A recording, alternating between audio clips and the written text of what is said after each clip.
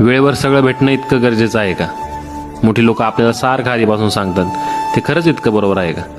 वेळेवर शिक्षण झालं पाहिजे, वेळेवर नोकरी मिळाली पाहिजे, वेळेवर सेटल झालं पाहिजे, वेळेवर लग्न झालं पाहिजे, खूप साऱ्या गोष्टी वेळेवर झाल्या पाहिजेत. यातला एक क्रम जरी लेट झाला तरी दुसऱ्या गोष्टींवर प्रभाव पडतो. हे सगळं बरोबर जरी असलं तर योग्य वेळ ठरवणारे कोण आहेत? योग्य वेळ ठरवली कोणी?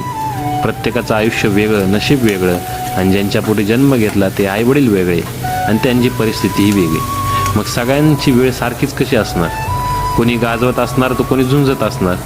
वेळेच्या काही गोष्टी बरोबर जरी असल्या तरी आपल्या हातात प्रयत्न सोडून काय आहे? फळ भेटतं माहिती आहे, पण ती वेळ ठरवणार कोण?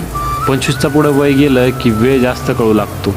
ज्यांनी वेळ घालवला वाया त्यांचं तर ठीक आहे, पण जे मेहनत करत राहिले त्यांच्या फळाची वेळ कोणाला माहिती आहे?